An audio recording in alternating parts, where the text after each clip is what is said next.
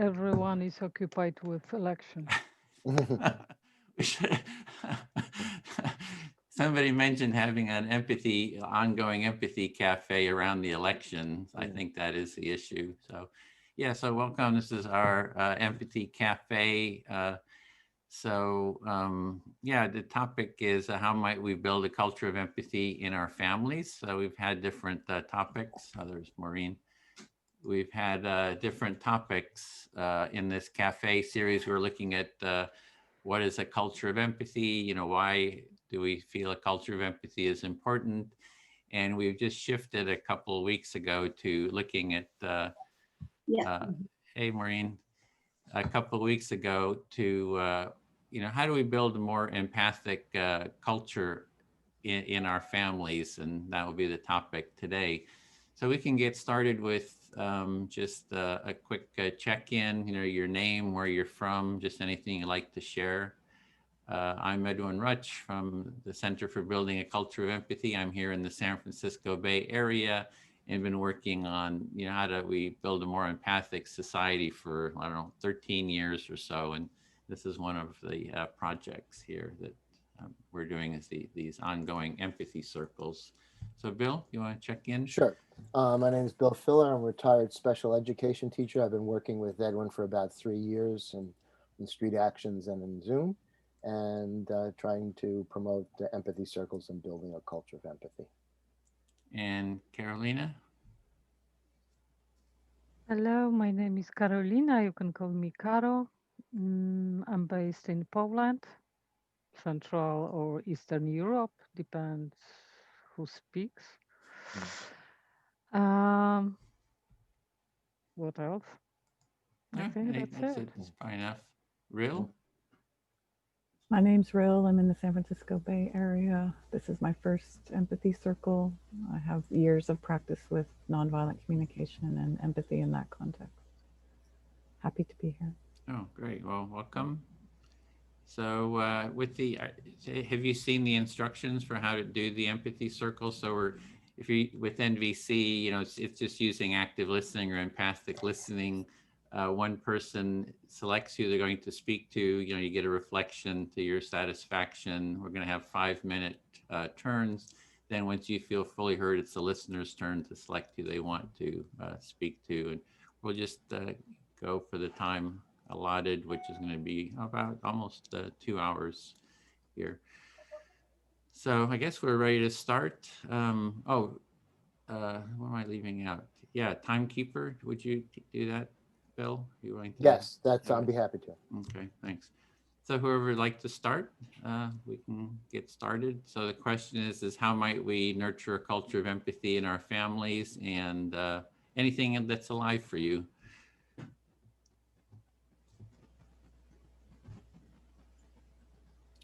So if someone wants to start and select someone. All right, I'll start and select you, Edwin. Okay, listening. Okay. Um, well, families are sort of our social institutions are kind of like a, microcosm of our culture, and so if you can kind of negotiate sort of like empathic dialogue or supportive relationships within the family, that bodes well for the society as a whole. I'll stop there.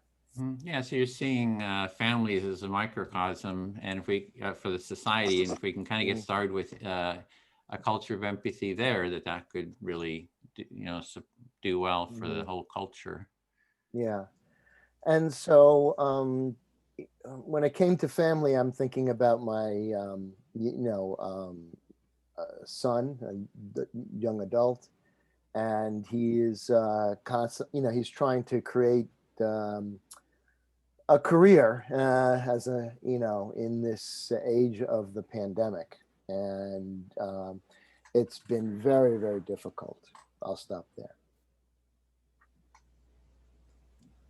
Just letting Dean in. Yeah, so you're thinking about your son who's just trying to start a career, and he's struggling now with the pandemic. I guess trying to find a job or start a career. Well, yeah, I mean, he's in school and they don't abide by social distancing. They don't enforce the mask rule.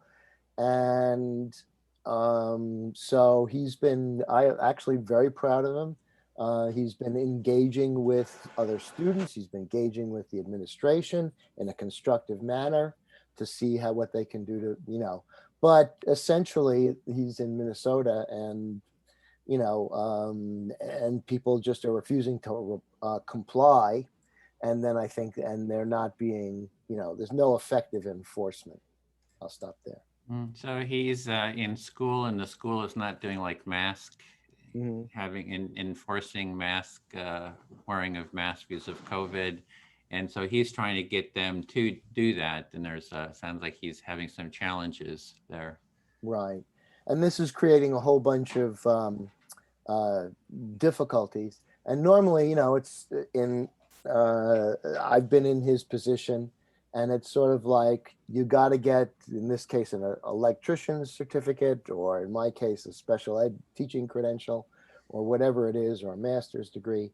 And you just go for it, and then you basically say, I'm going to let a lot of things kind of fly over me and pick my battles.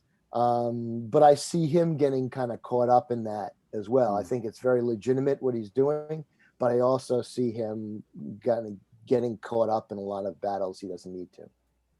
Okay, so as having done your own education, you saw that you have to sort of focus on the certificate or the skill Yeah. that you're learning, and then sort of pick your battles that you outside Right. of that. Then you find that he's getting kind of really caught up in it sounds like in the battles, and maybe you have some concern about that maybe he's Yeah. overdoing it or getting overstretched.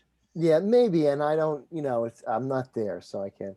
But so I guess we had a discussion, and and then there was there'll be a delay over the original timeline. And then he was telling me, well, I don't look at this as a delay. And I said, well, it's a delay. I don't know, we're speaking English. Um, and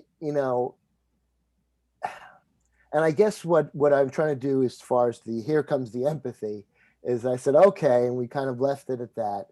And we didn't try to, to win the argument or anything. And I just waited. And I just had the feeling that just wait, and listen. And then he called me back a few days later. And, we didn't really discuss the delay issue, but he was updating me. And I just felt very appreciative for him doing that, the communication. And I'm feeling, a lot more hopeful. I'll stop there.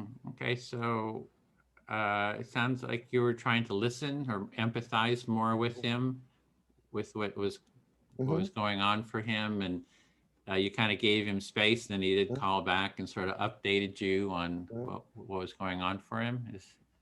Yeah, thank you. I feel fully heard. Okay, great.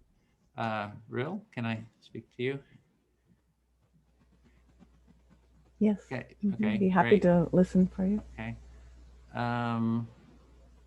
Yeah, I like Bill. I see that the family is sort of this microcosm or this foundation, social foundation. If we can really spread empathy in the families and have like a toolkit and resources, I think that could be really, really be helpful.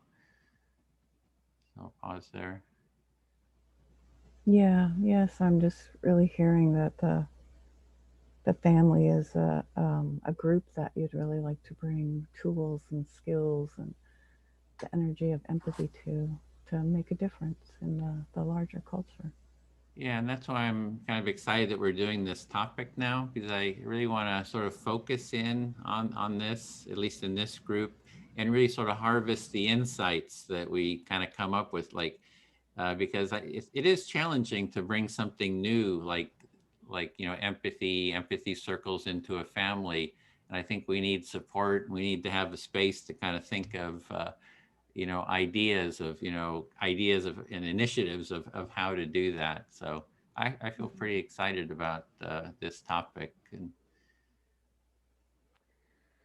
Yeah, I'm hearing some excitement and some gratefulness maybe for being in community here to hear all of us and to gain some insight because this is something new.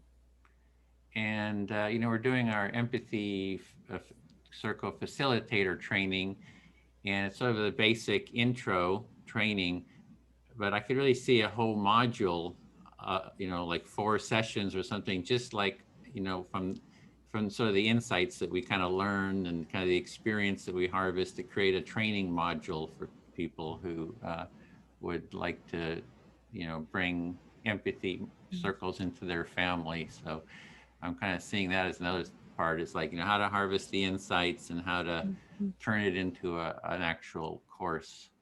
And glad that you have NVC background too, because maybe you have insights into that. Yeah, yeah, and just hearing again some excitement and celebrating and creativity too in the, how you offer training to people and perhaps to offer training with insights that come out of this for specifically for people who want to offer it in a family context. Yeah, I feel fully heard.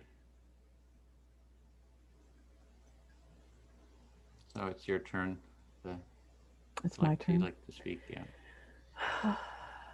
My turn to, so I'm wondering if we could do some more introductions because some people came late. Would that be okay? Sure, quick, Anne and Maureen and Dean, do you want to just quickly introduce yourselves? Okay, so I'm Maureen, I'm from Ireland. And I'm involved in Extinction Rebellion. Anne, do you want to just do a quick, you're muted.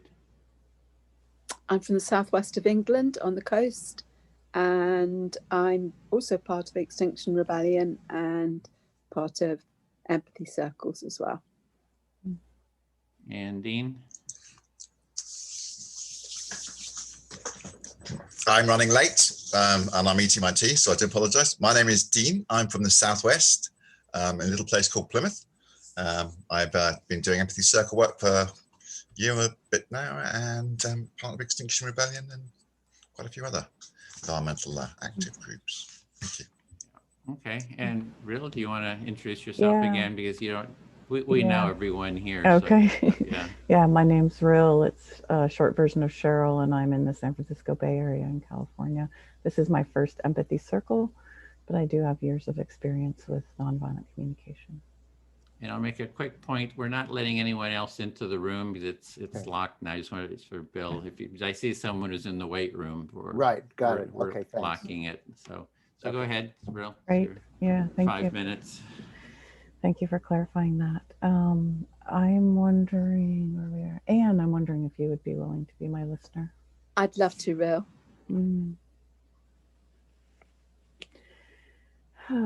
So yeah, what's there around families and culture of empathy?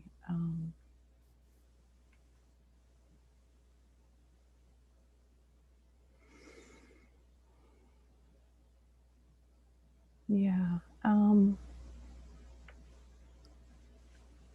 only know from my own experience, and it's been one of, I have 2 teenage boys that are 16 and 18 now. For me, it's been about modeling empathy. And I'm also conscious that I'm hearing that word and using that word, and I'm not sure how we all hold that word, what that actually means to all of us. To me, it has a certain quality of able to stay present with someone and hear them, to be open and curious. And I found with my boys that it's been about modeling it. It's been about bringing that open presence to what we're doing in life. I'll pause there and let you. So you're going to your own experience, and you've got 2 teenage boys. They're 16 and 18. and you found that the way that you're doing this, bringing empathy into your family, is by modeling it with them. And you wonder whether we all have the same understanding of what empathy is. But for you, it's partly qualities of being present and being open and listening and curious. Those things. But again, kind of went back again, your thought was back to actually modeling this with them. Mm-hmm. Yeah, thank you. Let me see if there's more.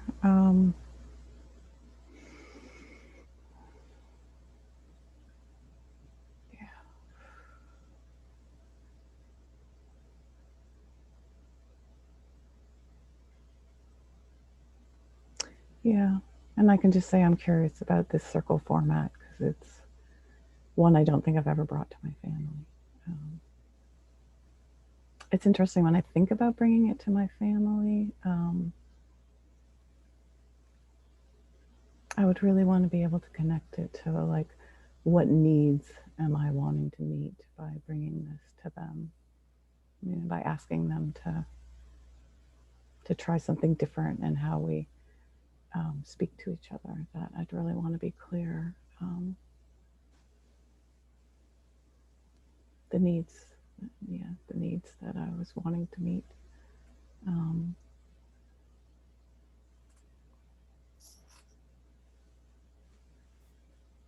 Connection.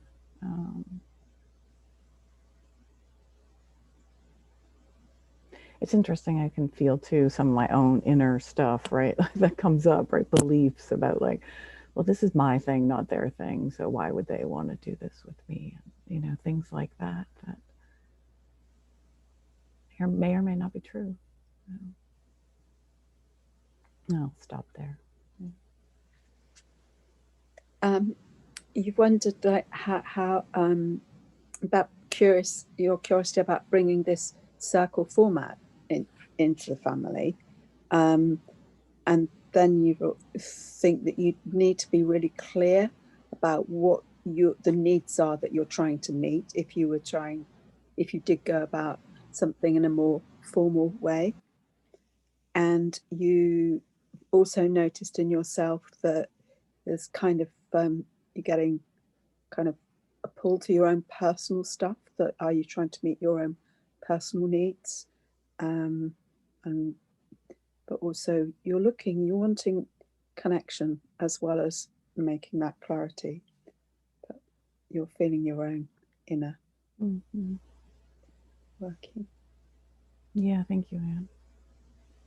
One more thing that just came up, and then I'll stop, and that was when I heard you say something formal, like that this is something formal or structured. Like, my kids are older now, but I really just got a hit on, I wouldn't choose language like that. I would choose playful or fun or something different or exploring. The idea, and maybe it's my own stuff, and again, maybe my kids wouldn't react to it, but for me, it's like, oh, I don't want something formal. I don't want something structured. I want something fluid and playful and light. And yeah, that's what comes up, and I'll stop there. Thank you. And I used the word formal, and I can't quite recollect if it was a word that you'd used or not. I thought it was, but it's triggered you to think, well, actually, I'd want it to be that you'd want it to be playful and fluid and fun, something different, and that you'd be exploring together rather than kind of, I felt you pulling away from a feeling, something from a kind of formal structure, and some thinking about how to make it more effective. Yeah, thank you. I feel heard. Thank you. That feels great. Thank you. Okay. I missed the early part. Is there anybody left who hasn't been? No, me to it's choose? just Okay. it's Caro, Maureen, and Dean haven't spoken yet. Okay. Maureen, would you be happy to listen to me? Yes, Sam, please. Mhm. Thank you. Well, that's unusual. Hour early for this one. I thought the times had changed and settled, but clearly got that wrong. But that was quite nice. It felt like it gained an hour for me in a way. And I heard some more of the news about what's going on in the States. So maybe there's a sigh that's going to be able to come out soon. I'll pause. Yes, so you were seem to be happy enough about the fact that you time has not yet settled, and it seems like you have gained an hour, and give you a chance actually to pick up on some of the news from the States. So maybe soon there'll be a more definite message.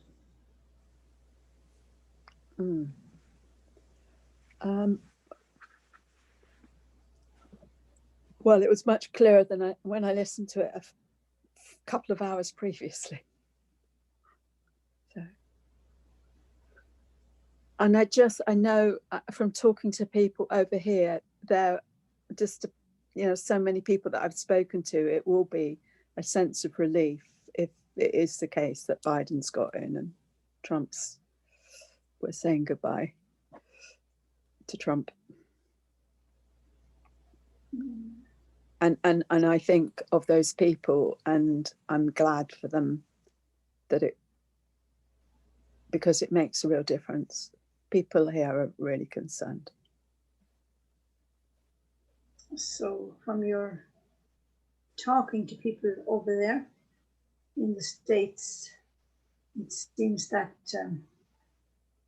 you want to see that they are concerned. People are concerned, people are worried.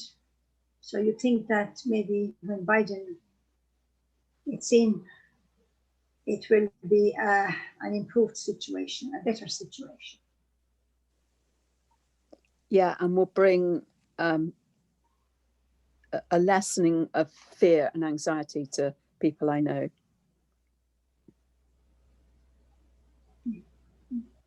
A lessening of anxiety to people whom you know if Biden gets in.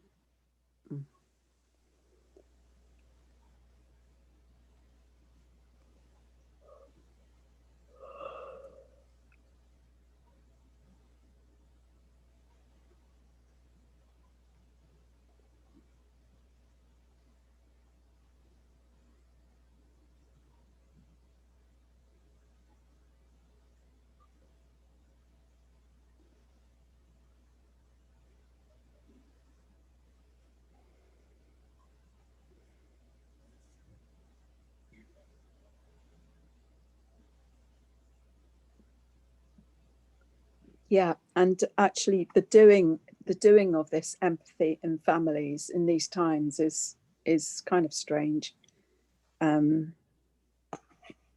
because of not meeting in person so much, and it feels like easier to do something a bit different or to try to do something different when you're in a physical space together.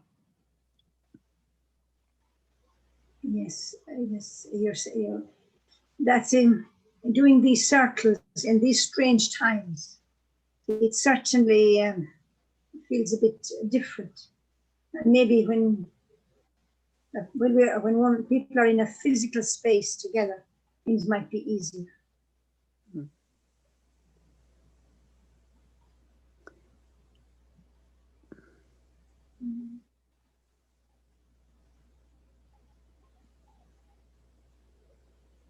And it might just be that we'll have there'll be 5 of us on a Zoom call at the weekend, and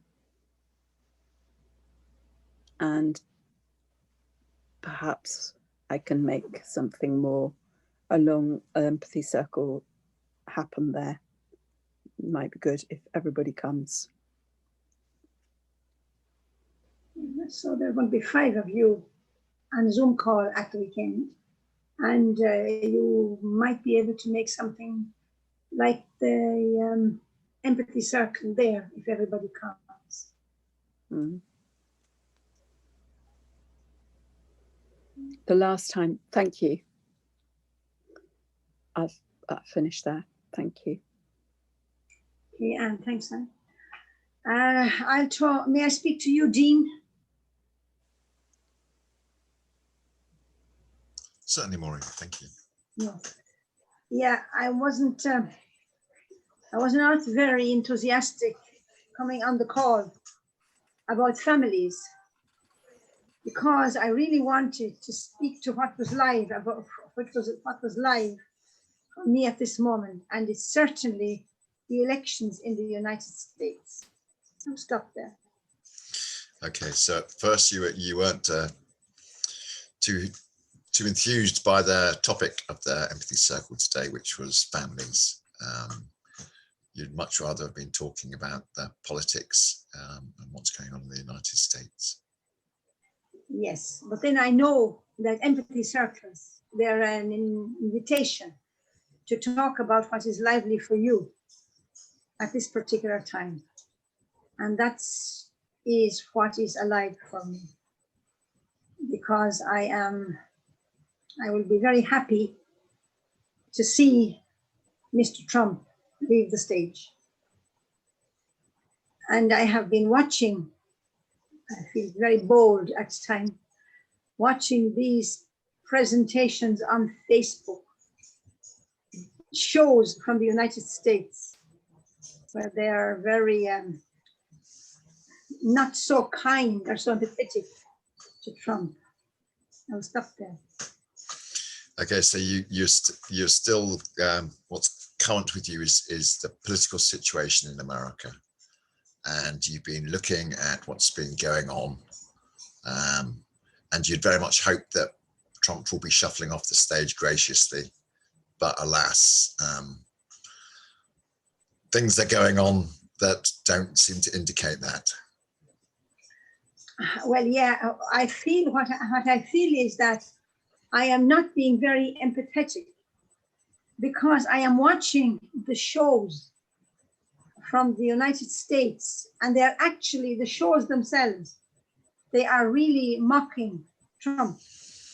And I think that's not so empathetic. So you're feeling that your lack of empathy for Trump, whilst you're enjoying the shows that you're watching, it's not really in tune with your empathetic core. Mm-hmm. Yeah, something like that. Yeah, and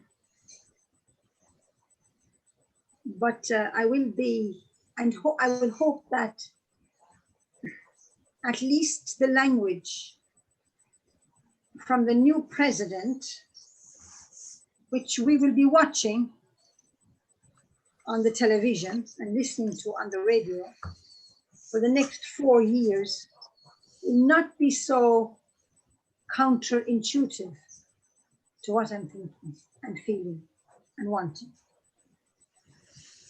So I hear you hoping that the next president will not be so counterintuitive to what you're hoping that a president should be doing. Yes, and we do see a lot of the American president on the media. So I feel I will have a more acceptable face when I turn on the television. So you're hoping in future, when you turn the television on, the face that you see as portrayed as the American face will be more acceptable. Thank you, Dean. I feel heard. Thank you, Maureen. Caro, will you be my active listener, please? We'll try.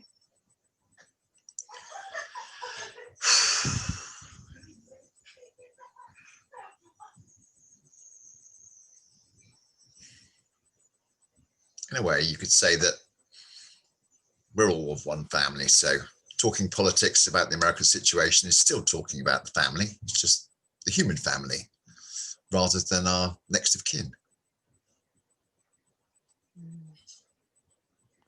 So you were pondering for a while, and you're saying that actually talking about politics, it's like talking still about family matters, because we are all human family. Yes, allegedly the same tribe. Allegedly, I used the word. Allegedly, I'll use it again because some of us appear not to be space aliens or from a different dimension or transhuman. I don't understand where some human beings are coming from. It's just very strange. I cannot form any empathy with some people, and I'm thinking this is wrong. I should be able to form empathy with everyone, but I'm finding it very hard to walk in certain people's shoes. I won't even use the name, but wow. I'll pause. So you are a little bit sarcastic when you say that's assumption that we are all family, human family, because some people seems to be alien, and it's kind of difficult for you to accept that we are the same kind, the same kind. It's kind of difficult to believe that we belong to the same species and kind, let's say this way. Yeah, I understand variety is interesting, but what a variety. Sometimes I just think maybe things are a bit too interesting. Maybe things don't need to be quite as interesting as they are, but then how do we grow if we do not walk outside of our comfort zone?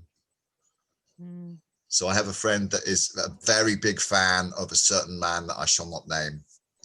And he's constantly saying that, yeah, he's the best thing that's ever happened to us. Look what he's doing. He's making everyone think, and he's bringing in points of view that no one has ever had the courage to say. And I'm just thinking, no. But then I go away and sit down, and an hour or so later, I think, well, maybe he's got a point. So it's a very tricky one, but trickiness is part of growth. So you are for variety, but maybe not every variety that happens in our world. Sometimes it seems to be ridiculous and not making much sense for you. And you're talking about one of your friends, somebody you know, that, and this person is a great fan of the particular man most of us has in mind, and this person is kind of apologetic about the guy, and no, he is a big fan of the guy, Cara. He's a big fan of the guy. He thinks he's the best thing that's ever happened to the political system because he's shooting from the hip. He's not thinking. He's just saying, which is totally abnormal for what we expect from politicians. So your colleague, the person you know, is a big fan of this person, and believe that he's a great politician, the best that United States ever had. And you are trying distance yourself from this attitude, but sometimes you're looking at, if I understand you correctly, sometimes you're looking at the argumentation and you think, yeah, maybe something there is. Is that what you said? Yes, apart from the fact that he's an I man rather than a we man. And I think we are Okay. the human race. There's no I in we. Mhm. So you're noticing the eye communication in a speech, but I'm not sure whose speech. The The person who shall person we not be don't know. named, Yeah. Voldemort. Okay. Okay. The person nobody named. Hmm. Was that my time, Bill? Yeah. Yeah. Thank you, Karen. I feel fully heard. Thank you. Bill, would you listen to me? Happily.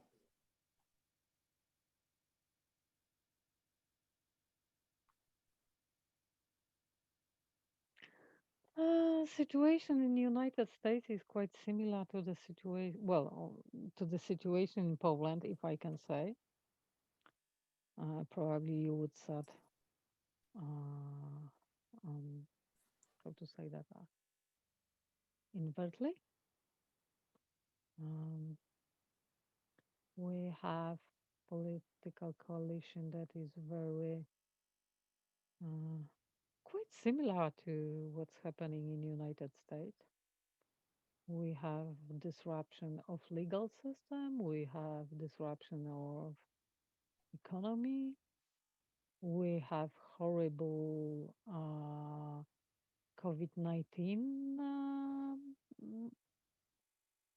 measures. Just different country, but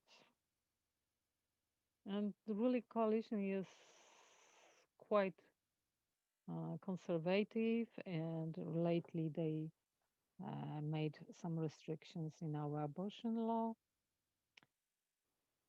and now women can make choices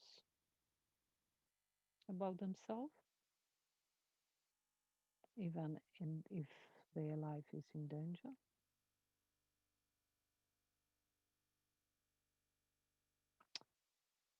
And the whole country is striking right now. So, yeah, I stopped there. So you were noting the parallels between Poland and the United States, that there's similar conservative forces in the government that are, and you pointed out several things like the poor response to COVID, poor response to the economy, repressive abortion laws, and also against the LGBTQT community. And I didn't say that, but yeah, yeah, okay, I'm sorry. LGBTQ yeah. Right, Q, right. Okay, so you didn't say that, but that's true. Um, so you're kind of seeing the parallel, and I think that there's a sort of what do you say, gestalt. There's a sort of a pattern that you're looking at. Yeah, and we had the very same situation with elections a few months ago, with election of our president, and the same crazy combination around the mail voting. Hmm. And but the main similarity is that our ruling coalition broke law in so Yeah. many places, in so many cases, that they can't give up with the power. So Doesn't you had, matter I'm sorry. if they fail in a next election, they will not give up with power. They will not let other people rule this country, because that means they will end in prison. Mhm. So again, another parallel with this country is that the ruling coalition has violated so many laws that they can't give up power, because then they would be prosecuted by the laws themselves. Mhm. And I'm wondering what will gonna happen if Trump, I will name the Mhm. person, if he failed the elections. So you're wondering what will happen if Trump fails in the election, and I assume that also what that effect might have on the Polish situation? No, just It's how it affects your yeah. country. If Okay, is he give up power or not? right. So you're wondering how the transition of power will go in this Mm, country. yeah, it's hard to imagine that that the system in the United States may fall apart, but one day it might happen. Actually, nobody believes until it Mm, happens. That's what I mm, mean. Nobody yeah. believes until something happens. Yeah. So you're saying that you're waiting to see whether the institutions in the United States can stand up to the stress that Trump has put them under, and that what happens in that, as you've seen, is that nobody believes that those institutions will fall until it happens. So there's still great danger as you see it. I have to. I'm not sure if what you said is what I meant, Okay. but maybe I just misunderstand. Oh, that's Uh, okay. You want to say it again? I'll try. uh, I don't know. Many people in America, in United States, when I say that, they say, no, no, no, our institutions are strong, our army doesn't let it happen, and that sort of Mm, things. And that's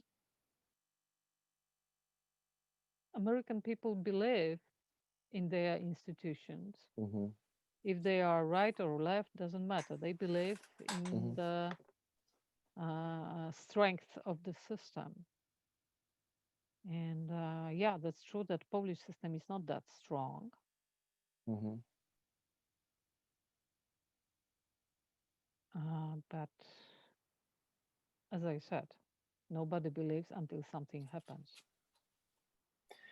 So you're reflecting on the fact that the people in the United States, whether left or right, do believe in the institutions that they will withstand the stress test that's being put on them. But and you acknowledge that in the institutions in Poland are not as strong, and so consequently, the ruling coalition could get away with a lot more. But again, your question is still out about the United States. Are the institutions strong enough or not? There's a big question there. Hmm. Thank you. I feel heard. All right. Maureen, will you listen to me? Yes, please. Mhm. Um, well, talk about empathy in families, and then we're talking about Trump. And of course, what we have in Trump is a generations of family dysfunction, then templated on the country as a whole. I'll stop there. Yes. So what we have in Trump really is generations of dysfunctional families, and then that is like planked on the country as a whole. Right. So we have to. So, in the sense from like Dean's friend, or the person that he talks to, who's a big the person who shall not be named supporter. Um, uh, in the sense, the only thing that that I see from that is that we get to and we have to focus on our own dysfunction. I'll stop there. Yes, and then you're mentioning Dean's person who cannot be named. Right. And we're saying that, I suppose what you gather from a lot of it is that we need to look at our own dysfunction. Right. Now that's the functional part of what's happening. When we talk about families, in my job as a special education teacher, what we tried to do is for my students who came from a lot of dysfunctional families is create what we call the corrective emotional experience, In other words, there was myself. I've been both an assistant with a woman teacher and then also been the teacher with a woman assistant. And so we tried to create, as Ril said, role modeling a functional family as much as we could. I'll stop there. So you're trying to create a kind of a corrective emotional experience with your colleague, because a lot of the people, the children, people that you're working with are from dysfunctional families. Right. So you're trying to give them another experience. Right. So to role model that, and and empathy and listening is part of that, and to bring that together with Trump, it's like it's a Trump. The only functional thing I see is like it's a homeopathic experience, and homeopathy is a system of medicinal beliefs where essentially you exacerbate the symptom, and then that allows the body to deal with it, and then healing can take place. I'll stop there. So homeopathy, you are seeing, is a therapy where you can accentuate the dysfunction in order to deal with it. Right. Essentially, I won't get into a big homeopathy thing, but essentially, what you're doing is you're given, they're very dilute, so they're not even considered medicines, but things that would then heighten the symptoms. The heighten the symptoms makes people engage, or their bodies engage, and then the healing can take place. And that's the parallel I see possibly from Trump here. And then I'm done. Thank you. Yes, so it's kind of giving people the chance to heighten their emotions, or and that gives them a chance through homeopathy, I think, to deal with the symptoms. And that's what you see in the case of Trump. Right. Other than that, I will say, as a totally unbiased person, he has really no redeeming qualities. So now you are totally unbiased person. I'd like to say that he has no redeeming qualities. Thank you. I have been heard. Thank you. Okay. I speak to Edwin, if I may, this time. Yep, listening. Yeah, I suppose there, listening to Bill there, I wanted to, homeopathy, I don't know much about that. But what I was imagining he was saying was giving people a safe space to express emotions, even to get out of control, even in order to get it out there and then deal with it. So what you were hearing from Bill, what you were thinking he was meaning is that you have this safe space where you can really express your emotions, get them out there. And once they're out here, you can sort of deal with them and address them. And you just see that is beneficial. Yes. Now, I can see that like at personal level. I don't know. I don't know how I could envisage that in a group. It's a bit more difficult to contain. And at the level of the nation, I wouldn't know how to, I wouldn't know how it would look like. Stop there.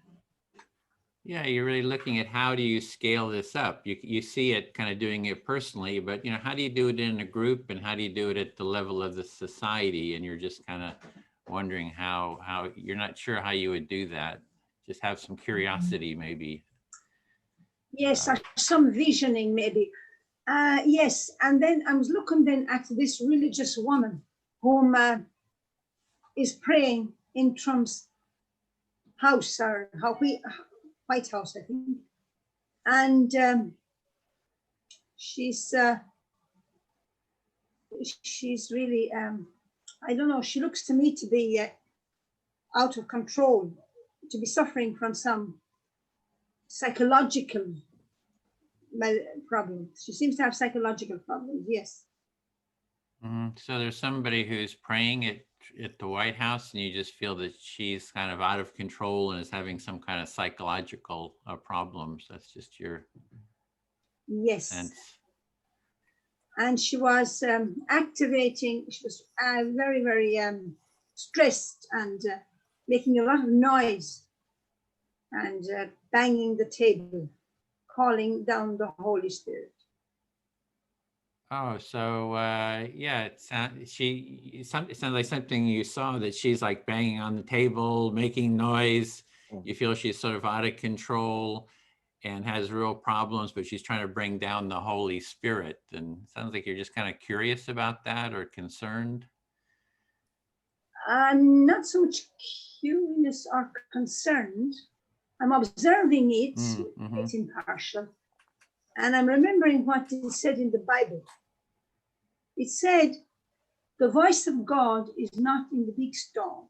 Or the prophet heard. The voice of God is not in the big storm. But the prophet heard the voice of God in the gentle breeze. So you're just, it's not that you're curious so much or, concerned. It's just that you're sort of observing it, and you're contrasting her loudness in way as something you've heard in the Bible, that the voice of God is sort of comes from, for the prophet, comes from sort of a quiet space. So it sounds like you sort of resonate more with kind of a quiet space to bring in the voice of God. Yes. And thought she was people watching her wouldn't maybe understand it. People will understand it differently, of course. But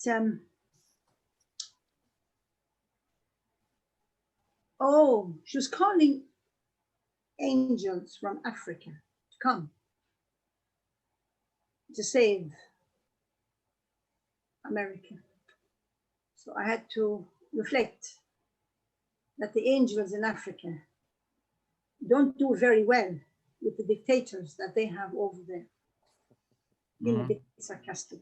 Oh, so you're feeling a little sarcastic about her calling for angels from Africa, because you feel that the angels aren't doing a good job in Africa with their dictators. Yes. Okay, thank you, Edwin. Okay. I feel heard. Okay. All right, I'll speak to Dean then. Bye. Thank you, Edwin. Yeah, I was just thinking of what Bill was saying, about Trump. And, if he would have had empathy circles in his family, with his father and sisters or brother, parents. And if when he went to military school, if he would have had empathy circles there instead of kind of being beaten up and, people having that domination sort of a culture, that would have had a different outcome, So I think, bringing empathy and empathy circles, empathy practice, into the families can, I agree with Bill. It's sort of it'll manifest in the society, eventually. So I hear you talking about if Trump had a empathy model to him in his family, maybe even model to him in the institutions rather than being beastie or bullied in them, he might actually have been able to express empathy. Yeah, I was just thinking of the story that Maureen is telling. It sounds like sort of an evangelical sort of I don't know that story. I didn't see that, but it sounds sort of evangelical Christian situation, and that's sort of my background too, is conservative evangelical. So I have a sense of that community, and I think that the community would be open to empathy, because in my family they were sort of resistant to it initially. But I did some family mediations that kind of opened the door, and then we had various, circles after. And I think they just want, functional, constructive families, because that's important, and that if they see the benefits of, all the family members getting to hear each other, I think that they would take that on. So I have experienced it, having been in that world. So you're reflecting on your roots and the fact that you come from an evangelical Christian background, and you can actually sort of understand why this is sort of happening. But you think that in reality, if they'd have actually had some empathy, then hopefully things would have been a different way today. Yeah, and the worst thing you can do is sort of demean them, kind of make fun of them, be self-righteous, like all that kind of stuff. All that does is push people away. So, yeah, so that I don't see that as too constructive. I mean, it doesn't work. I mean, it might feel good. You might be just, covering your own pain, but it really doesn't help. And I do think that, again, that community is open, would be open if they could see the tools and the practice and the experience of it. And that's what we need to do, is create those tools, I think. Yeah. So you're reflecting that the fact that they really do need a new tool set, because screaming and shouting, all that does is provide something to react against, whereas empathy, actually, there's nothing to react against because you're giving them back what they've given you. So this new tool set should do quite well if it was put into place in the evangelical Christian frames of reference. Yeah, and I'm just thinking, talking about the UK frame of reference, there's a TV show called Super Nanny, and it's a UK nanny. She goes to, maybe not, she goes to dysfunctional families. They start with the scene, all these kids going crazy and the parents pulling out their hair. And it's like, oh my God, what do we do? And here comes Super Nanny in her little car. I don't know, it's a taxi, I can't remember what it is. But she comes in and she uses tough love, right? The naughty corner. The little kids gets put on the naughty corner and they get held there until they kind of break their spirit. And I think we need something like a super empathy nanny kind of a show that would show, empathy circles, empathic listening, and that kind of stuff. So I kind of, yeah, that's something I'd thought of and thinking of for a long time. It's huge, it's a big job to do it, but I think could be very educational, because the Super Nanny had like 2 or 3 or 4 million, views, so that has a big impact. Yeah. So you're calling it into the frame of reference the Super Nanny and her tough love, and the way she enforces the fact that people actually have to stay in one spot until they're broken. Whereas in reality, if we could have a super empathy nanny, we wouldn't have to do that, and we could actually get a lot more done, and it could be a lot more beneficial for everyone rather than actually breaking them. Yeah, just closing, we need a TV show of a super empathy nanny instead of, yeah. So we need a TV show of a super empathy nanny because of the 2 million odd views that the horrible Super Nanny gets. Right, I feel heard. Okay, thank you, Richard. Rill. Listening? Sorry, it was Rill. Oh, Bill. Rill, I'm sorry. Yeah, sorry. So, Rill, will you be my reflector? Thank you. Oh, you're muted. Thank you. Yeah. Be happy to be your listener. Yeah. Thank you. Just in reality, Super Nanny goes in and teaches the parents how to be parents. It's not about breaking the spirit of the children, but yes, what she teaches is that the parents should actually enforce what they say they're going to do. So there's actually follow through, rather than brutality, which sometimes, if you don't understand the nuances and you think you understand them, you can get a misrepresentation of facts. This is a lack of empathy. So yes, we do need an empathic Super Nanny, rather than just one that can be misunderstood cross-culturally. Yes, so I'm hearing, some maybe some excitement about the idea of a super nanny that comes in, and for you, it was something about being with the parents, somehow offering the parents some support and some way to to be there, to follow through. She teaches the parents that you actually have to do what you're going to say, rather than just saying, I'm going to tell you off. You actually have to follow through by making sure there is something to answer for, rather than just, oh, I'll give you a sweet if you're quiet. That's not a way to maintain any form of cooperation, because then it rewards bad behavior. So we need to stop rewarding bad behavior by lots of clicks and likes. And that's why I won't name a certain name, because in reality, you could put lots of leaders in exactly the same statements. There's lots of them all around the planet that are doing exactly the same thing, because they're rewarded so well for this bad behavior. Yeah, so for you, there's something about people doing what they say they will do. I get integrity. I'm not sure if that's what's there for you. And that's what's reinforced, right? That people be honest and be there and follow through.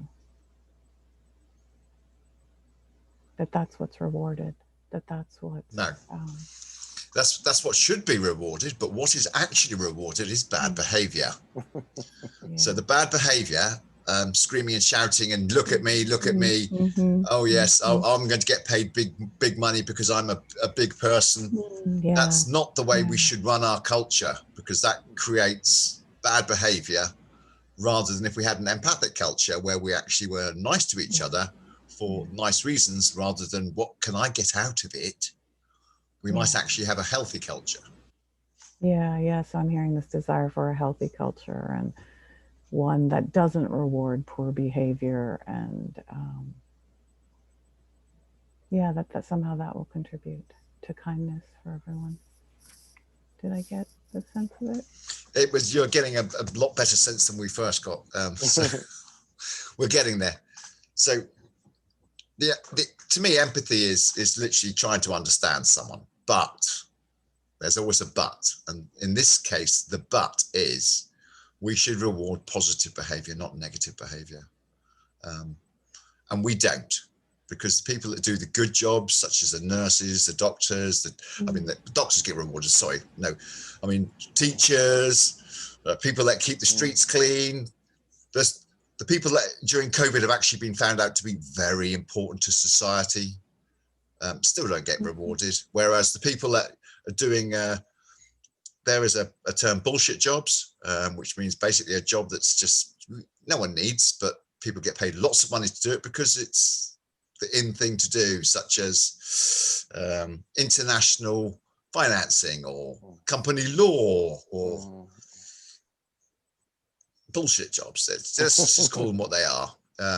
This is a toxic system, and we need to change this toxic system. Yeah, I'm just really hearing some understanding and acknowledgement for the brokenness of the system, the toxicity of it, how it's not truly supportive for culture, and to really look at who doing what is really essential and supportive and positive to help meet more needs for everyone. Yeah, I mean, if we shared the jobs properly and stopped the bullshit jobs, I'm sorry to keep using that word, but then actually people would only need to work, say, 15 to 20 hours a week. And the rest of the time could be actually spent doing things people enjoy doing. So they're not made prematurely old or sick. So therefore we don't have such a decrepit set of people that are worn out by doing these horrible jobs. Yeah. So you can just see another way that we could all live culturally, how we could share work and jobs, and how that would support wellness, wholeness, wellness, ease, joy. Thank you. I feel fully heard. Yeah.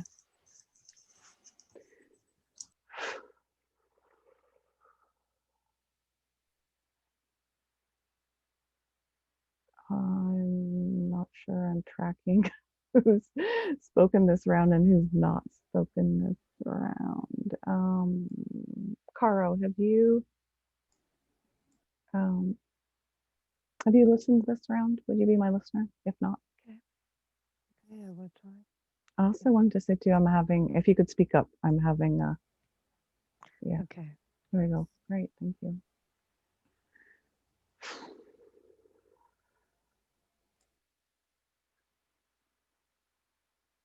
I'm noticing that it's like there's this swirl of everything that we've put in the space for the last hour and a bit. Feel a part that's not quite grounded. It's like, where are we? What are we talking about? Empathy, what that means, what it means in family, what it means in culture.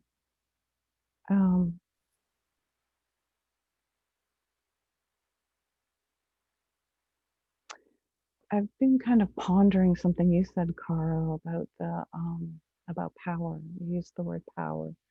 People in power not wanting to lose power for fear of being prosecuted for how they've been, as leaders and in that place of power. And then I've been thinking about it in terms of like family and family patterns, and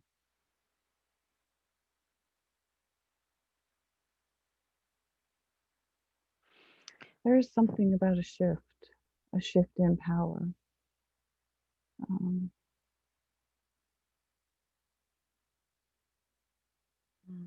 So, Yeah, I'll stop there. Yeah. So you've been thinking about this topic, and that what other people were saying kind of shifted from the main topic a little bit, but somehow it's still about empathy in culture and in family. And you're trying to ground yourself and find what you really think about it. And you noticed me saying something about power and shift of power, and you think that something is here important.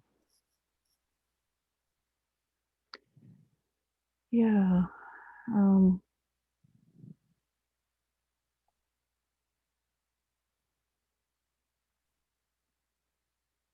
Yeah, there's something.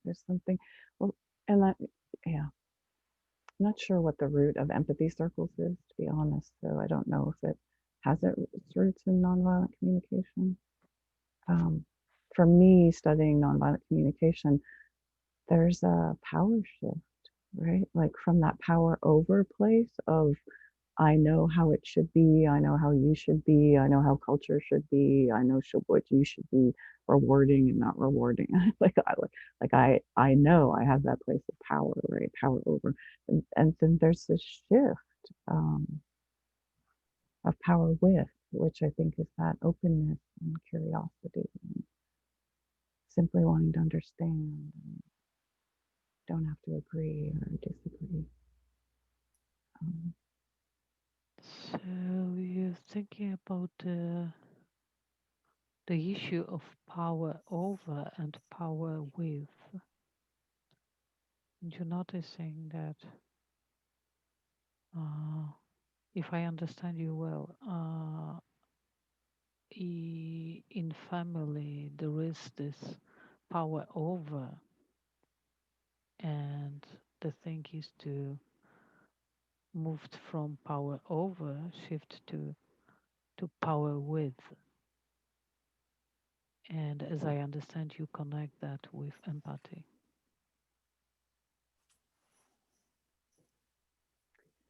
Yeah.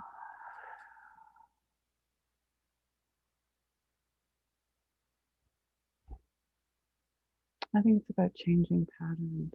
Yeah. Patterns of communication, patterns of way we are with each other, and yeah, patterns of power. So you believe that in this process, shifting from power over to power with, we need to work with our patterns of communication. The whole change, the shift, it has to happen in the format, the way we communicate with each other. Not sure. Yeah, I'm not sure about that. I get trust. Mm, yeah.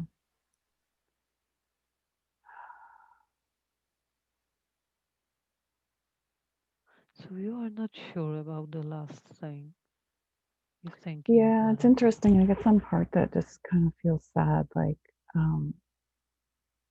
it's, for me, it feels like we could try to paste empathy and empathy circles all over everything in our culture. But if we don't shift something at a deeper level, it's just going to be another new layer of wallpaper that we talk Mhm. about. There's something more fundamental. So you're thinking about empathy circles and other empathic processes that, yeah, they are important, but something much deeper has to happen. You can't just use this form and succeed. It has to be in a process that happens, very deep process that happens together with Mm, those different forms of communication. yeah, yeah, thanks. Like, thanks. Yeah. And you are very Mm. touched. I'm sensing that you are at the moment. Yeah, there's sadness. It's like I can feel the part that doesn't have a lot of hope, and Yeah. another part that knows that we're in a process of evolution and shifting consciousness and opening our hearts and being more embodied and getting trauma out of our systems and ourselves. This is a wonderful piece of what would shift, what could shift. So you sharing with us all that with from your deep sadness you experience, and I'm not sure if I got it. Mm.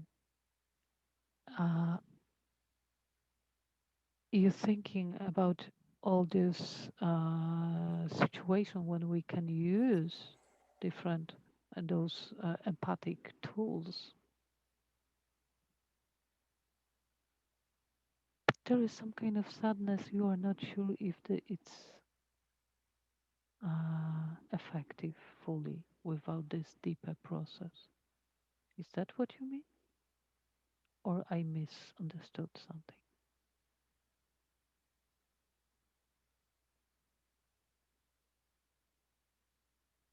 Yeah, it's stressing. I can feel both.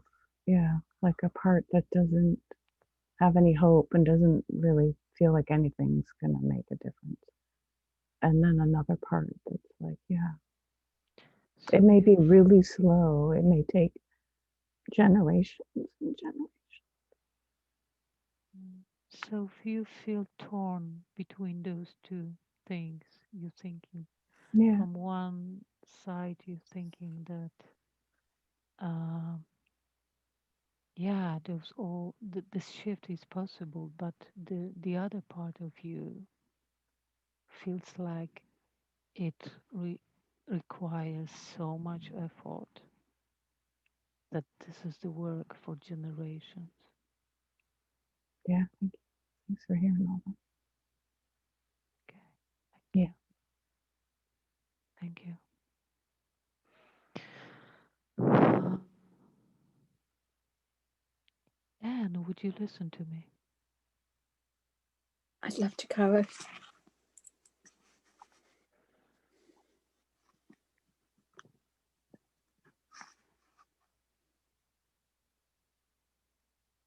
Yeah, I agree with what you said. Mhm. We can master some tools, but deeper shift has to happen, because those tools, without this deeper process,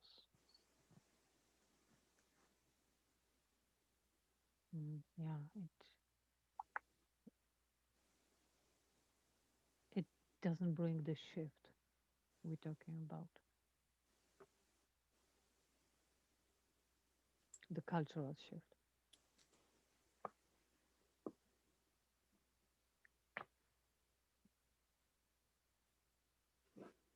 I stopped. So, what I'm sensing, Caro, that you're quite deeply connecting with what Ril's been talking about. And in particular, that yes, we can master the tools to do this, but unless we do something on a much deeper level alongside that, it's not enough to make a cultural shift. We need to engage in a deep personal way to bring about cultural change. And it's scary.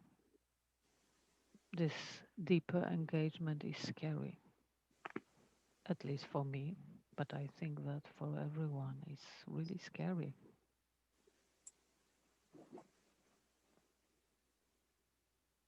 Because we need to become vulnerable in the process.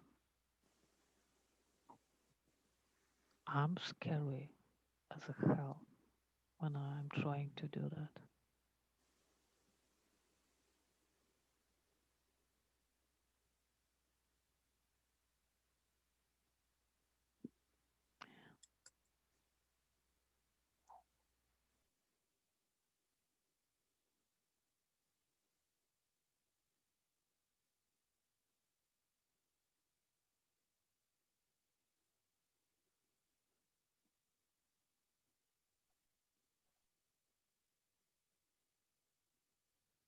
I stopped there. So I'm hearing something that's quite deep in you, acknowledging your fear, how scary it is, and the idea of doing that deeper work frightens you. And you think that it's not only the case for you, it is for others too. You don't know for sure, but for you, you know that this is something that the process of doing it frightens you.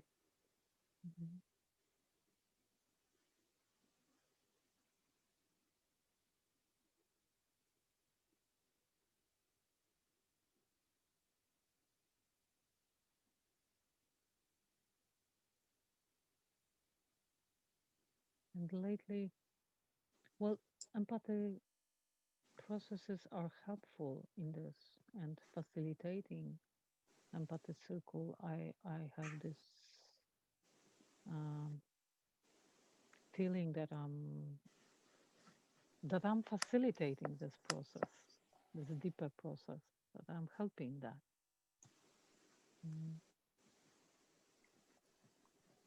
So this is good.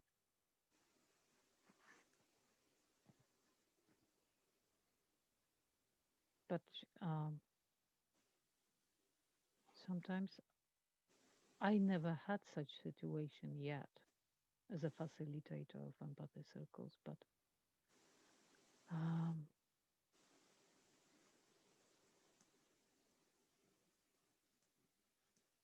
I'm wondering what I will do if I discover that somebody is using vulnerability of the other person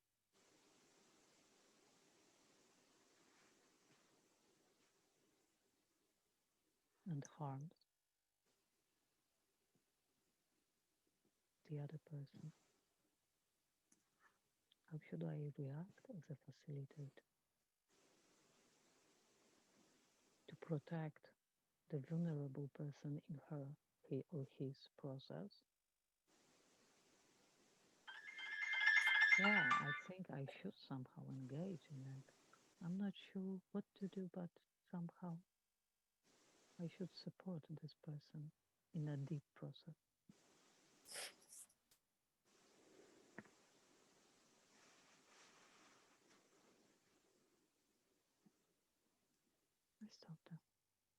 So what I've heard, Caro, is you noticing and saying and feeling that it's good that you're actually already helping and facilitating deeper processes in this deeper process within the empathy circle work that you're doing, and that's good. I hope so. But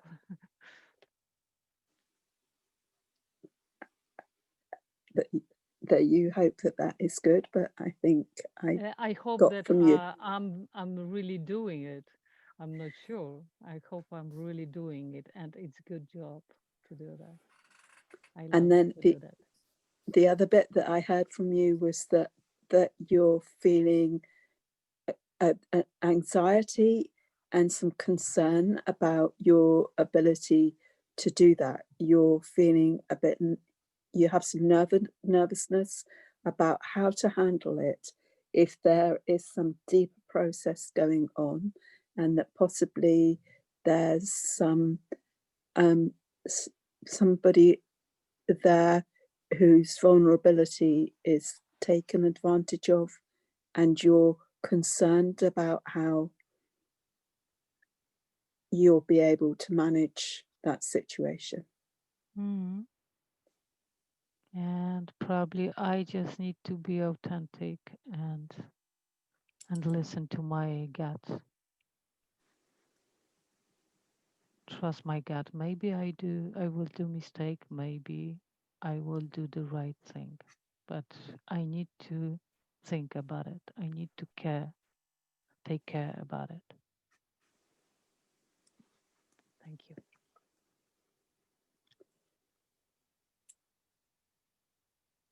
And probably all that you have to do, and I sensed you stepping into a stronger place and place from yourself from which you spoke, is that you have a sense that you need to be authentic and trust yourself, trust your gut feeling.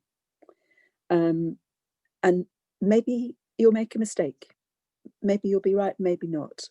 But I sense you coming with a bit more confidence. But you do also know that you need to kind of think about it and be aware. Mm-hmm. Thank you. Thank you, I took heart. Thank you, Caro.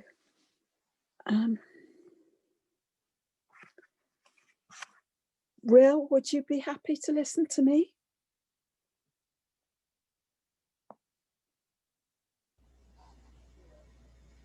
I have noise in my background, so I wasn't sure if that was Real or Bill. Could you clarify? Real, you. Happy please. to. Yeah. And to Okay. just let you know, yeah, I have a little bit of background. It's fine. It's not bothering stuff happening. me. Yeah. I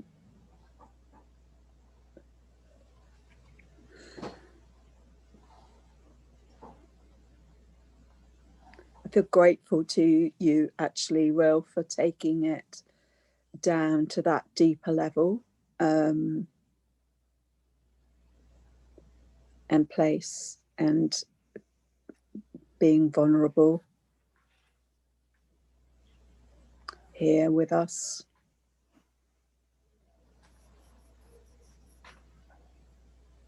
I'm really grateful to you for that. Yeah, I'm just really hearing gratitude for the expression that came from me, and some sense of it connecting to some other energies. Just grateful for the connection to that place of being vulnerable. And I hear there are a lot of things that have been brought into the room, into the circle today. We've covered world politics, generational family effects and influences on individuals, and deep desire to create change, and a deep discomfort with how things are in the world. And we're sitting here from countries across the world, and there's a common sense of that depth of concern. And the issues are so similar.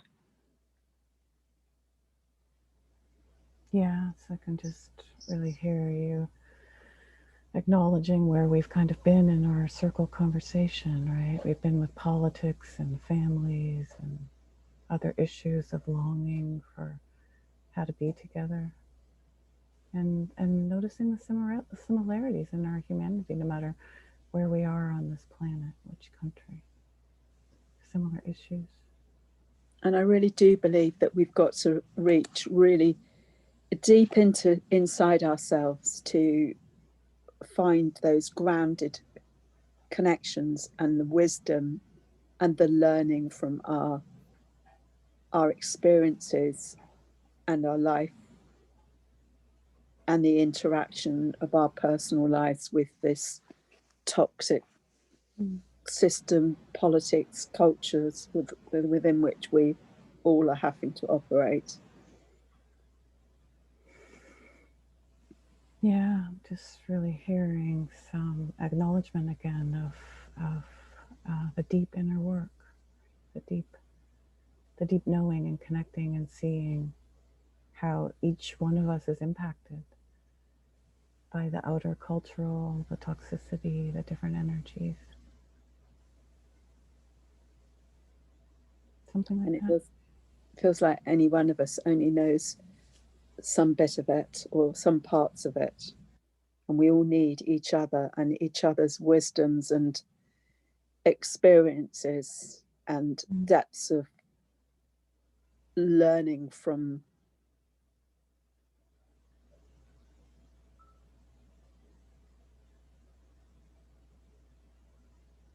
our life experiences, the difficult things, because it's through those, it's coming up against the oppressions, the problems, that we really grow and learn and develop wisdom.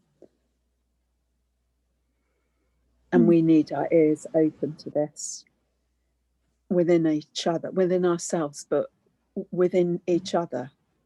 So we learn from each other, because we need all that we have to go forward to make change. Yeah, I think I heard a real desire to be able to be in touch with your own wisdom from your own experience, the growth that comes there, and then to be able to share it and to be able to hear others' wisdom, right? Like the I in the we, and we together to really make change. And coming back to like our topic of family, working families, that was at the time. Go ahead, Anne. And as I think about my family, the more that I can see and understand the influence of our cultures, our systems that we're living in on each of us, and those, so that the more like overview I have and the more depth of understanding I have, then the stuff in the family is so much easier to work with and have a positive effect in. And in some ways it makes it seem less challenging.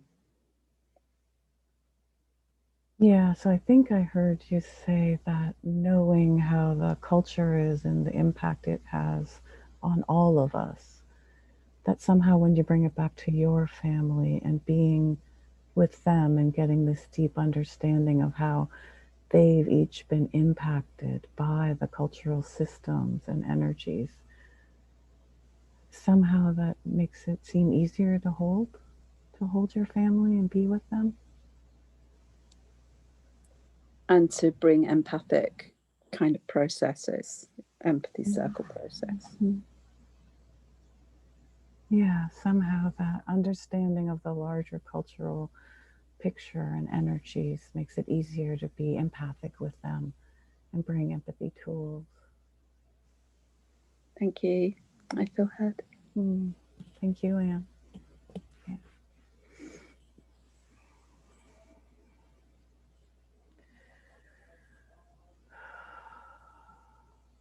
Okay, hold it. I get in a certain empathetic space, and then now I'm like, okay, now I'm okay, now I'm speaking, right? Okay, I was listening, now I'm speaking. Okay, and are we have we completed round 2? Yeah, there's no real rounds. It's just kind of whoever you want to now speak it flows. to. It's Okay. kind of up to you, but you try to have everyone be heard, but it's really your choice. Yeah. So you can just select whoever you want to speak to.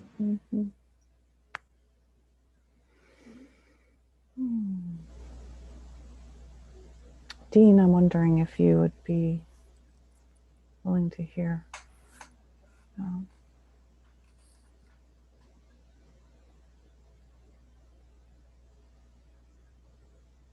You're on mute. Technology and failure. Sorry about that. Yes, I'm ready then. Yeah.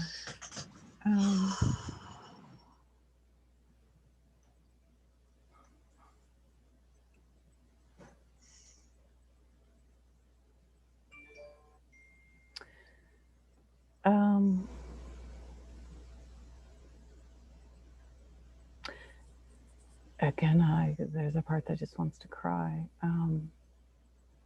Like the sweetness of being in circle with all of you, and how it's safe, a place where I feel safe to do that,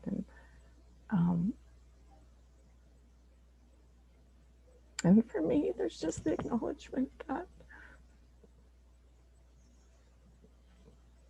it's been in family that some of the hardest impacts or the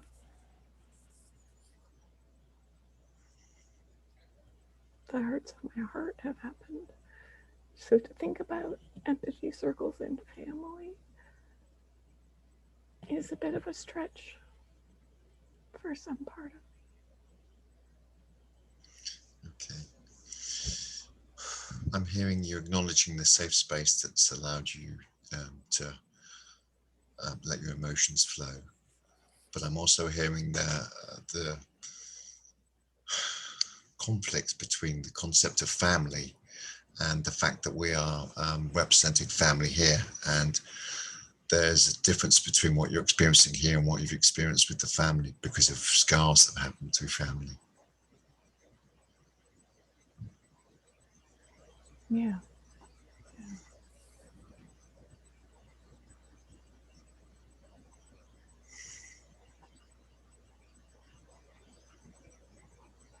Yeah, just some acknowledgement that it's somehow easier to be with, quote, strangers, right? This strange family that we're making in this moment. And yeah.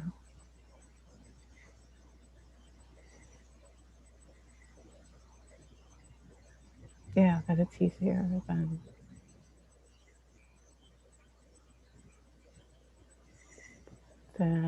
being in family circles. Yeah. Family circles that have dysfunction, because so many of them do. And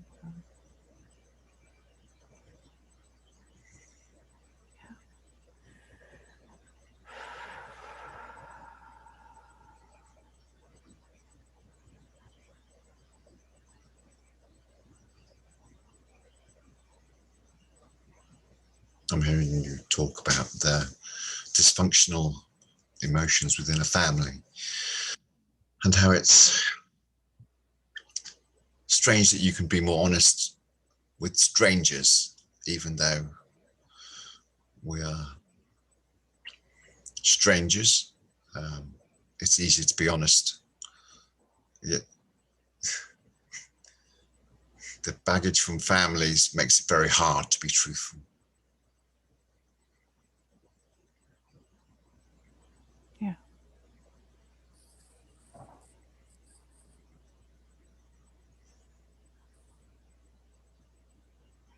And I think I want to acknowledge for myself that it took something to come to this. Because there is a part that,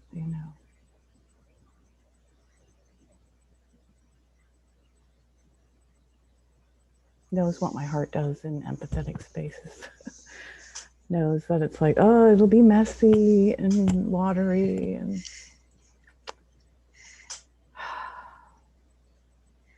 so yeah. Acknowledging that part of me that was willing to come and share. I'm hearing a slight reticence that you were slightly reluctant to come forward to the circle, but there was this need to allow this sensitivity to be expressed, even though you've described it as mucky and wet. You're being honest with yourself, and this is a safe space where you can do that. Yeah, thank you. Thank you, Dean. That feels like an okay place to be done. I feel heard. Thank you. Thank you, Will.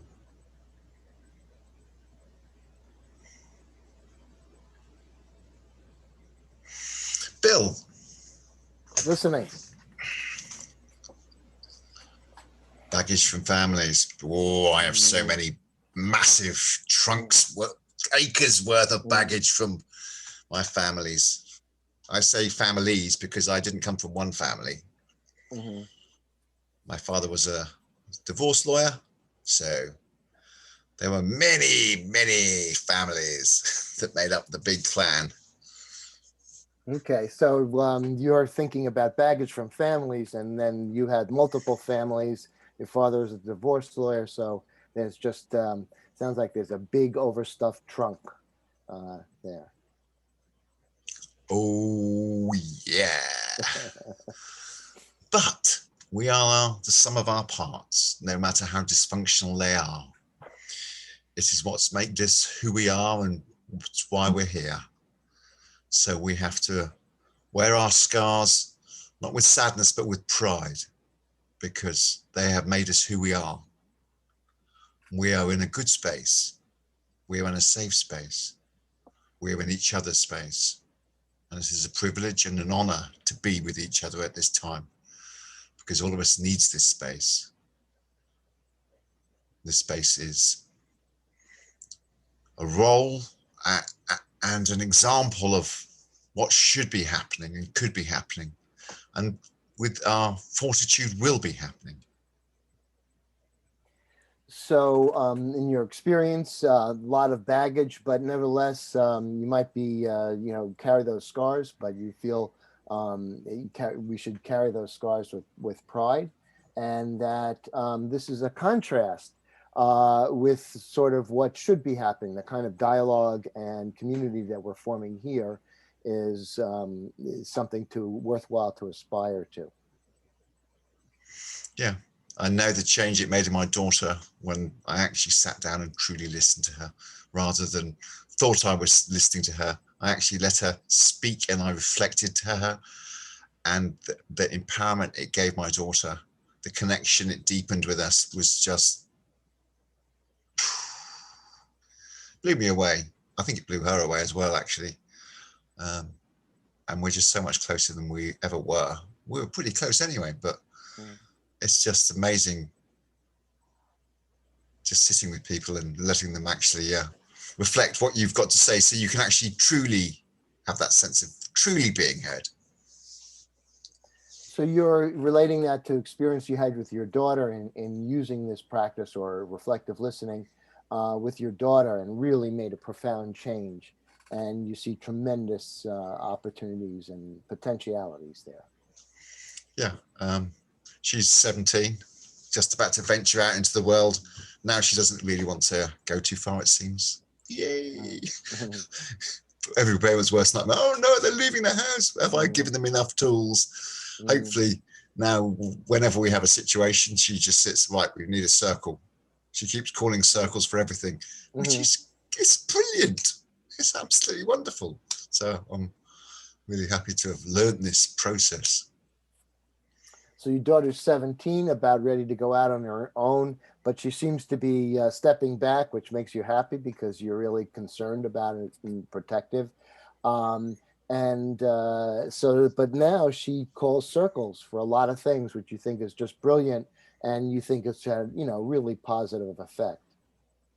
Yeah, she wants to take it into college, teach her college friends, circle process. Ooh, okay. Don't know how responsive they'll be, but you never know. So we've got to keep plowing that furrow of like, yes, we'll just keep throwing these seeds out there, and hopefully some of them will fall on fertile land, and the ones that fall on stone, if we keep throwing enough seeds, that although it's fallow, the seeds that rot will eventually fall humus that will then allow the seeds to then grow. So So you're seeing that although your daughter wants to bring it to college, and you don't know exactly how that'll go over, but the effort is certainly worthwhile, and you just kind of throw seeds out and eventually throw enough of them out, and they'll take root. Yeah, thank you, Bill. I feel fully heard. Okay. We haven't talked in a while. Maureen, will you listen to? Okay, then. Thanks.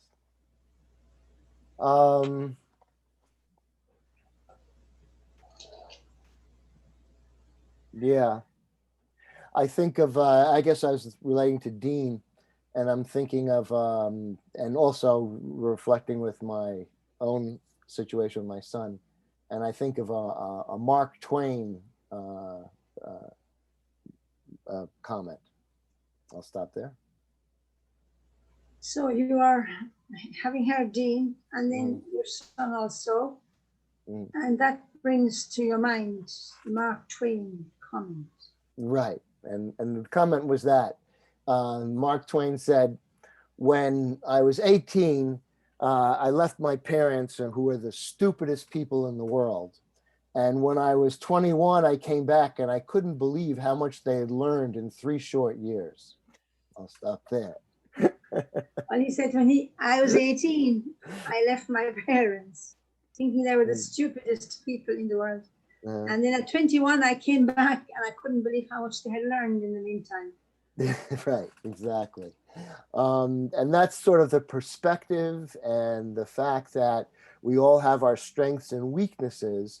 And so when building a culture of empathy in our families or in society as a whole, how do we create the institutions, structures, however we want to say, norms, so that people can be supported when they're weak and encouraged, in their strengths.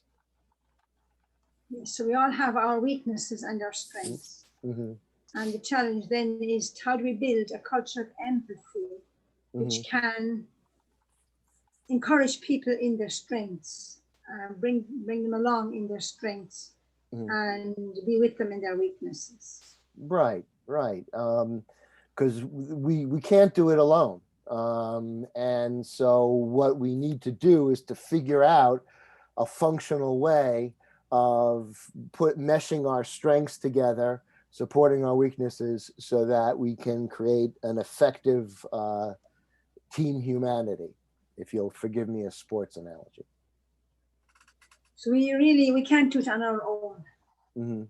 So how can we get it together so that we try and create a team humanity of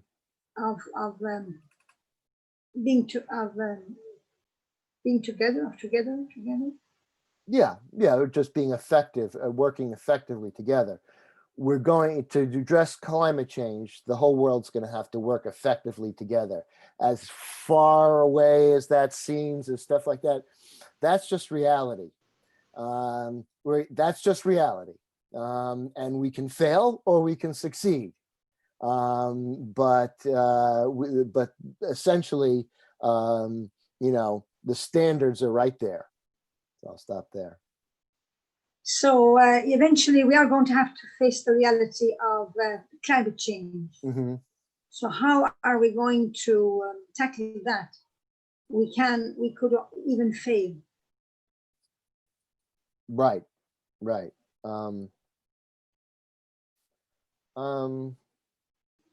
And then that also comes, we talked about the super nanny and limits and people.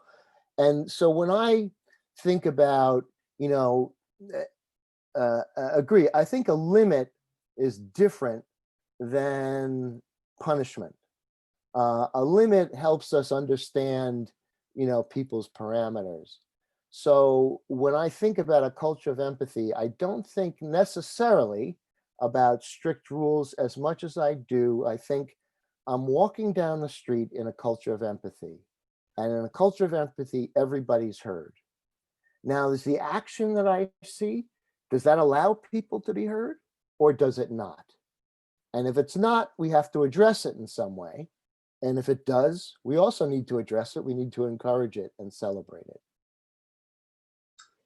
Yes. So in a culture of empathy, it's more like looking at limitation.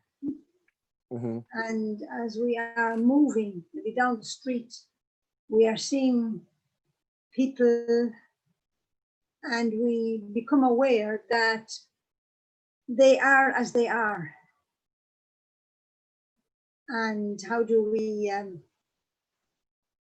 I think it's really respecting the limitations of life around us, of people around us. It's right here. Yeah, and just really just asking, for me, it's asking the question, has this person felt heard or not? And then what needs to happen for that, for the person to feel heard? And I'm done. Thank you.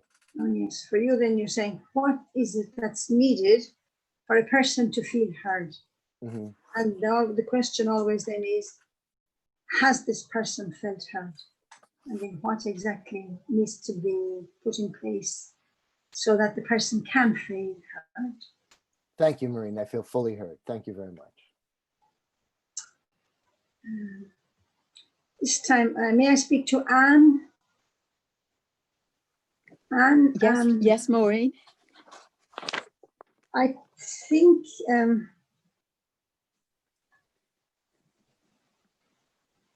I like that idea of Bill's there about limitation. It just rang a bell with me. I was in a situation sometime, and I was telling another person, now it's 4 o'clock. X expects me to go and pick her up at the railway station. Y says, no, maybe it's time for dinner. So I was in the conversation, I was really feeling torn between which of those two were the priorities, and felt I should be in both places at the same time. And the person said to me, how would it be if you choose one of them and then accept your limitation, that you can't be in the two places, that you can't do everything? And I remember it was on a Friday evening. I was tired. And I said, oh, thank you. That is a revelation. I have limitations. I am so happy. Stop there. Sorry, Anne, I think I went on there. That's fine. So you're interested in what Bill was talking about, the idea of limitation, and it rang a bell with you. It reminded you of an incident in one afternoon, and you even remember it was a Friday about 4 o'clock, and you needed to pick somebody up, but somebody else wanted you to have dinner, and you thought, what could you do? How can you do both? You wanted to do both, and someone presented to you that actually you can just do one, and that there is a limitation on what you can do, and it's one of these things, and you can choose. And that was a revelation to you, to accept that you could just choose to do one that you could manage to do. Yes, I just, I felt so liberated with the idea that I didn't have to do everything. And it's something that influenced me, I think, greatly. Because I find that now I am able to make those choices and give myself space and not feel that I have to save the world, as it were. You found this has been really liberating for you. It's made a difference because it's enabled you to make the choices and not feel that you've got to do everything, and be able to live your life in a more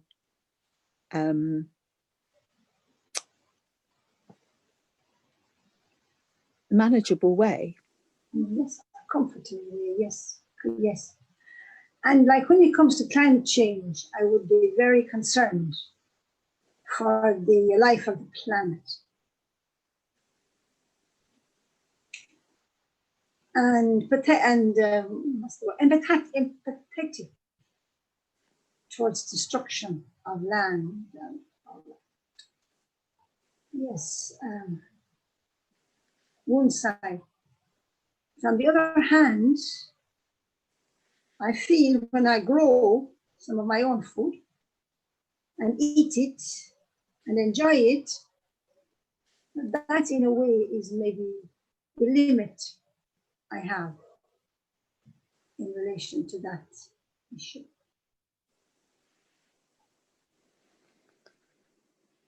You have a genuine and empathetic understanding about the effect of climate change and on life on this planet. But what you're finding is that by your action of growing food, eating it and enjoying it, you're accepting that that is your limitation, but it is in harmony with that bigger sense, but that it's fine for you to choose that and do what you can manage to do. Okay, Anne, thank you. I feel heard. Thank you, Maureen. Okay, so we just have 5 minutes left, so maybe it'd be a good time to bring it to a close. We could just hear from each person for a minute or so, just how was that? So any sort of final closing comments? So Bill, do you want to start us off? Oh, sure. Well, it was very touching. It's nice to meet Ril and to come into our community. It's nice to see everyone else. And, yeah, I think millions of more conversations like this, and we could do very well. Thanks. Okay, Carol, would you like to go next?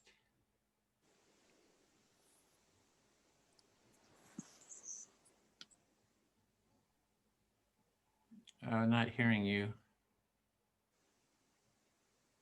How about now? There we go. Uh-huh. I'm thinking about watching, observing actions if they serve everyone to be heard, and that as a building of culture of empathy. Bill said that.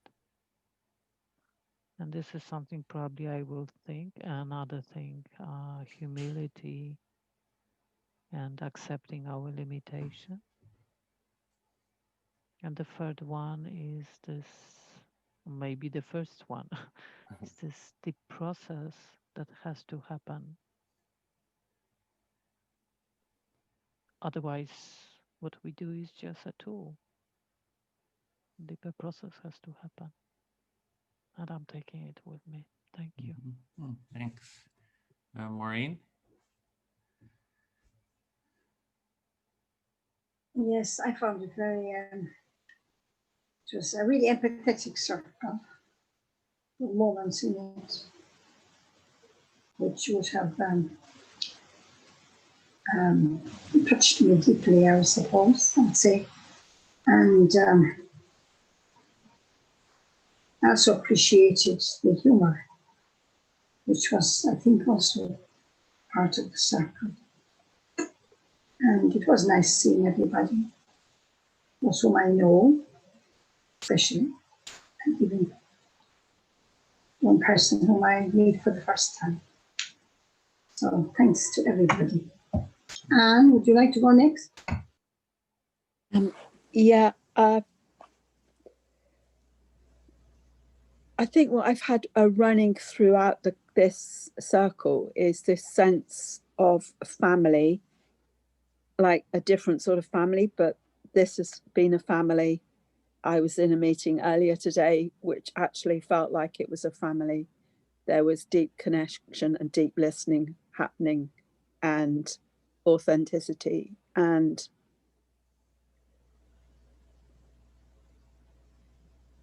the bit about the limitations, accepting our own and those of others, and acceptance of each other.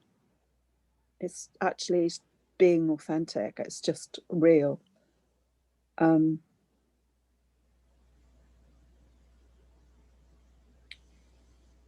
gratitude for this. Thank you. And happy birthday, Edwin. Thanks, Anne. Real? You want to go next? Yeah, I think just the current situation in the States right now and everything going on, I needed some hope. So I got that this morning with all of you, so thank you. And I'm taking away something you just said, Bill. You know, we just need another million conversations like this. and for a part, it seems like a lot, but for another part, it's like there's like 7 billion people on the planet. Like there's more than 1 million conversations that are happening every day. So yeah, so lots of hope. Thank you. Thanks. Dean?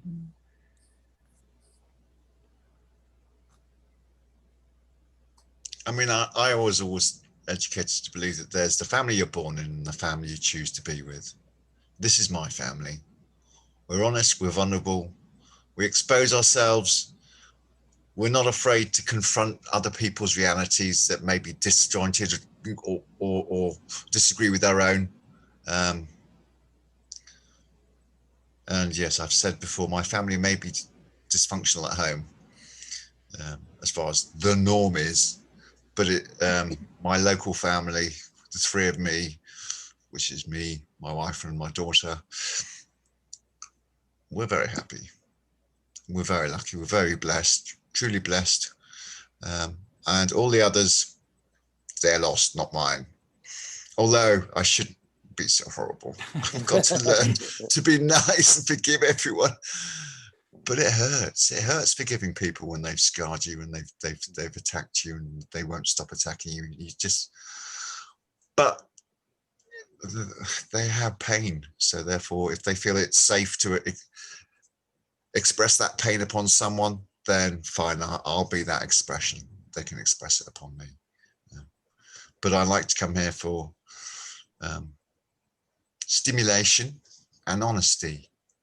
And like we've all said, if we all talked a bit more in an empathic way, instead of just preaching at people and actually listen to what other people had said, we can learn something rather than just hearing the sound of our own voices. And happy birthday, Edwin. Yeah, thanks, Dean. It's one of them, is it? Yeah, now I get Medicare. 65, you get Medicare. Already took early retirement. So let's see. Yeah, I love this topic. I'm really excited about this topic. And, you know, every time I hear your story, Dean, I feel so inspired about your daughter. And it feels like, oh, you know, this was like a contribution to your well-being. So just hearing that, you know, it's like, you know, contributed is very touching for me too. And I just see all the, you know, just hearing those personal stories, you know, about the family. I think it's so powerful. So I'm, you know, yeah, really loving this topic and looking forward to continuing for quite a while on it. So in terms of next steps, in half an hour, we have the facilitator support group. There haven't been a lot of people coming to it, but we'll see. That's for facilitators who are, you know, if you have a project you're working on, you can come, you get 15 minutes to share, and you get feedback. You know, you share a bit, you can ask for empathy, you can ask for feedback, you can ask for suggestions about, you know, your empathy circles that you're trying to hold. I've also combined that time for for a design project, so creating the training. So people who are interested in joining a training team, they can come and talk about that, as well as my congressman, Mark DeSaulnier, has agreed to take part in an empathy circle with Republicans in January. So I'm seeing that as sort of the beginning of, if we can get an empathy circle with, you know, some Democrats and Republicans, once we get that sort of modeled, we can replicate it and hopefully kind of grow it. So kind of also using that time for, you know, talking about that too. So it's a bit more of a mutual support time. So with that, yeah, great. See you next week, and look forward to it. Is there any other announcements? Does anyone have any? All good. So, okay. And you have, there's a calendar on Facebook with all the other events. Caro's holding a bunch, and other people got the trainings and stuff. So, alrighty. Thank you. Magic Bye, fingers. everyone. Bye. Be well. Bye.